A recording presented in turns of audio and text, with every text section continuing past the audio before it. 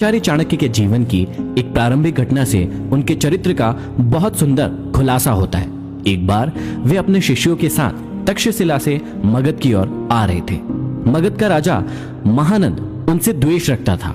वह एक बार भरी सभा में चाणक्य का अपमान कर चुका था। तभी से उन्होंने संकल्प लिया था कि वे मगध के सम्राट महानंद को पद से नीचे उतार कर ही अपनी शिखा में गांठ बांधेंगे। इसके लिए वे अपने सर्वाधिक प्रिय शिष्य चंद्रगुप्त को तैयार कर रहे थे। मगध पहुंचने के लिए वे सीधे मार्ग से ना जाकर एक अन्य उबड़ खाबड़ मार्ग से अपना सफर तय कर रहे थे। उस मार्ग में कांटे बहुत थे। तभी उनके पैरों में एक कांटा चुभ गया। वे क्रोध से भर उठे।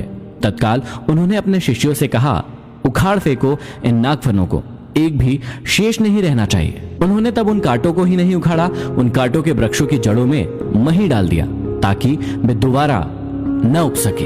इस प्रकार वे अपने शत्रु का समूल नाश करने पर ही विश्वास करते थे। वे दूसरों के बनाए गए मार्ग पर चलने में कभी भी विश्वास नहीं करते थे। वे अपने द्वारा बनाए गए मार्ग पर ही चलने में विश्वास करते थे। आशा करता हूँ इन अध्यायों को सुनने के बाद आप भी अपनी जिंदगी में अपने मार्ग खुद तैयार करें, अपने ऊपर विश्वास करें और अपनी जिंदगी में आगे बढ़े। तो चलिए प्रारंभ करते हैं। प्रथम अध्याय में श्री चाणक्य श्री विष्णु भगवान को नमन करते हुए समझाते हैं कि राजनीति में कभी कभी कुछ कर्म ऐसे दिखाई पड़ते हैं जिन्हें देखकर सोचना पड़ता है कि यह उचित हुआ या अनुचित, परंतु जिस अनीति कार्य से भी जन कल्याण होता हो अथवा धर्म का पक्ष प्रबल होता हो तो उस अनैतिक कार्य को भी नीति सम्मत ही माना जाएगा। उदाहरण के रूप में महाभारत के युद्ध में युधिष्ठिर द्वारा अश्वत्थामा की मृत्यु का उद्घोष करना यद्यपि नीति विरुद्ध था, पर नीति कुशल योगीराज कृष्ण ने इसे उचित माना था, क्योंकि वे गुरु द्रोणाचार्य के विकट संहार से अपनी सेना को बचाना चाहते थे। आगे चाणक्य समझाते हैं कि मूर्ख छात्रों को पढ़ाने से, दुष्ट स्त्री के पालन पोषण से और दुखियों के साथ संबंध रखने से बुद्धिमान व्यक्ति भी दुखी होता है। इसका मतलब यह नहीं है कि मूर्ख शिष्यों को कभी उचित उपदेश नहीं देना चाहिए। समझाने का तात्पर्य यह है कि पतित आचरण वाली स्त्री की संगति करना तथा दुखी मनुष्यों के साथ समागम करने से विद्वान तथा भले व्यक्ति को दुख ही उठाना पड़ता है। वास्तव में शिक्षा उसी इंसान को दी जानी चाहिए जो सुपात्र हो। जो व्यक्ति बताई गई बातों को ना समझे उसे परामर्श देने से कोई लाभ नहीं है। मूर्ख व्यक्ति को शिक्षा देकर अपना समय ही नष्ट किया जाता है। यदि बात दुखी व्यक्ति के साथ संबंध रखने की है तो दुखी व्यक्ति हर पल अपना ही रोना रोता रहता है। इससे विद्वान व्यक्ति की साधना और एकाग्रता भंग हो जाती है। आगे श्री चाणक्य हमें समझाते हैं कि दुष्ट स्त्री, छल करने वाला मित्र, पलटकर तीखा जवाब देने वाला नौकर तथा जिस घर में सांप रहता हो उस घर में निवास करने वाले गृह स्वामी की मौत में संशय ना करे, वह निश्चित ही मृत्यु को प्राप्त होगा। घर में यदि दुष्ट और दुष्चरित्र वाली पत्नी हो तो उस पति का जीना ना जीना बराबर ही है। वह अपमान और लज्जा के बोझ से एक तो वैसे ही मृतक के समान है, ऊपर से उसे सदैव यह भय भी बना रहेगा कि यह स्त्री अपने स्वार्थ के लिए कहीं उसे विष न दे दे। दूसरा, यदि उस गृहस्वामी का मित्र भी दगाबाज हो, धोखा देने वाला हो तो ऐसा मित्र आस्तीन का सांप होता है। वह कभी भी अपने स्वार्थ के लिए उस गृहस्वामी को ऐसी स्थिति में डाल सकता है जिससे उबरना उसकी सामर्थ्य से बाहर की बात होती है। तीसरा, घर में यदि नौकर बदजुबान हो, बात बात में झगड़ा करने वाला हो, पलटकर तीखा जवाब देने वाला हो तो समझ लेना चाहिए कि ऐसा नौकर निश्चित रूप से घर के भेद जानता है, और जो घर के भेद जान लेता है वह उसी तरह से घर बार का विनाश कर सकता है जैसे विभीषण ने घर में भेद करके रावण का विनाश करा दिया था। तभी मुहावरा भी बना, घर का भेदी लंका ढाए। विपत्ति के समय काम आने वाले धन की रक्षा करे, धन से स्त्री की रक्षा करे और अपनी रक्षा धन और स्त्री से सदा करे। अर्थात संकट के समय धन की जरूरत सभी को होती है, इसलिए संकट काल के लिए धन बचाकर रखना उत्तम होता है। धन से अपनी पत्नी की रक्षा की जा सकती है। अर्थात यदि परिवार पर कोई संकट आए तो धन का लोभ नहीं रखना चाहिए, परंतु यदि अपने ऊपर कोई संकट आ जाए तो उस समय उस धन व स्त्री दोनों का ही बलिदान कर देना चाहिए।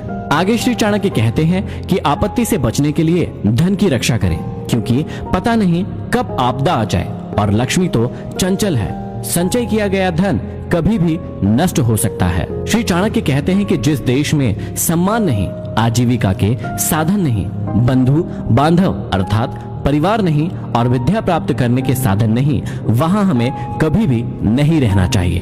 अगले श्लोक में श्री चाणक्य कहते हैं कि जहां धनी, वैदिक ब्राह्मण, राजा, नदी और वैद ये 5 ना हो, वहां एक दिन से भी ज्यादा नहीं रहना चाहिए।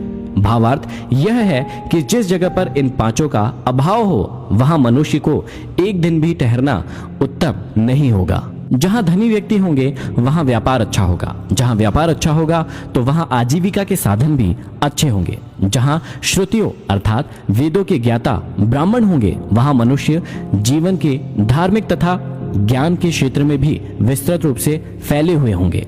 जहां स्वच्छ जल की नदियां होंगी वहां जल का अभाव नहीं रहेगा, और जहां कुशल वैद्य होंगे वहां बीमारी पास में नहीं आ सकती। आगे श्री चाणक्य कहते हैं कि जहां जीविका, भय, लज्जा, चतुराई और त्याग की भावना ये 5 चीज ना हो, वहां के लोगों का साथ कभी ना करें। श्री चाणक्य कहते हैं कि जिस स्थान पर जीवन यापन के साधन ना हो, जहां सदैव भय की परिस्थिति बनी रहती हो, जहां लज्जाशील व्यक्तियों की जगह बेशर्म और खुदगर्ज लोग रहते हो, जहां कला कौशल और हस्तशिल्प का सर्वदा अभाव हो और जहां के लोगों के मन में जरा भी त्याग और परोपकार की भावनाएं ना हो, वहां के लोगों के साथ ना तो रहें और ना ही उनसे कोई व्यवहार रखें। श्री चाणक्य कहते हैं कि नौकरों को बाहर भेजने पर, भाई बंधुओं को संकट के समय तथा दोस्तों को विपरीत परिस्थितियों में और अपने स्त्री को धन के नष्ट हो जाने पर परखना चाहिए, अर्थात उनकी परीक्षा लेनी चाहिए। चाणक्य ने समय समय पर अपने सेवकों, भाई बंधुओं, मित्रों और अपनी स्त्री की परीक्षा लेने की बात कही है। समय आने पर ये लोग आपका किस प्रकार साथ देते हैं या देंगे, इसकी जांच उनके कार्यों से ही होती है। वास्तव में संसार में मनुष्य का संपर्क अपने सेवकों, मित्रों और अपने निकट रहने वाली अपनी पत्नी से होता है। यदि ये लोग छल करने लगे तो जीवन दुभर हो जाता है। इसलिए समय समय पर इनकी जांच करना जरूरी है कि कहीं ये आपको धोखा तो नहीं दे रहे हैं। आगे समझाते हैं कि बीमारी में, विपत्ति काल में, अकाल के समय, दुश्मनों से दुख पाने या आक्रमण होने पर, राज दरबार में और शमशान भूमि में जो साथ रहता है वही सच्चा भाई बंधु अथवा मित्र होता है। श्री चाणक्य समझाते हैं कि जो अपने निश्चित कर्मों तथा वस्तु का त्याग करके अनिश्चित की चिंता करता है, उसका अनिश्चित लक्ष्य तो नष्ट हो ही जाता है, निश्चित भी नष्ट हो जाता है। किसी ने सही कहा है, आधी को छोड़ सारी को धावे, आधी मिले न पूरी पावे। जो व्यक्ति अपने निश्चित लक्ष्य से भटक जाता है, उसका कोई भी लक्ष्य पूरा नहीं हो पाता है। अर्थात भाव यही है कि आदमी को उन्हीं कार्यों में अपने हाथ डालना चाहिए जिन्हें वह पूरा करने की सामर्थ्य रखता हो। आगे श्री चाणक्य कहते हैं कि बुद्धिमान इंसान को अच्छे कुल में जन्म लेने वाली कुरूप कन्या से भी विवाह कर लेना चाहिए, परंतु अच्छे रूप वाली नीच कुल की कन्या से विवाह नहीं करना चाहिए, क्योंकि विवाह संबंध समान कुल में ही श्रेष्ठ होता है। लंबे नाखून वाले हिंसक पशुओं, नदियों, बड़े बड़े सींग वाले पशुओं, शस्त्रधारियों, स्त्रियों और राज परिवारों का कभी भी विश्वास नहीं करना चाहिए। श्री चाणक्य कहते हैं कि पुरुषों की अपेक्षा स्त्रियों का भोजन दुगना, लज्जा चौगनी, साहस 6 गुना और काम 8 गुना अधिक होता है। इन बातों का हमेशा ध्यान रखना चाहिए। ये था भाग 1। अब हम सुनेंगे अगले एपिसोड में भाग 2। आप सुन रहे हैं कुकू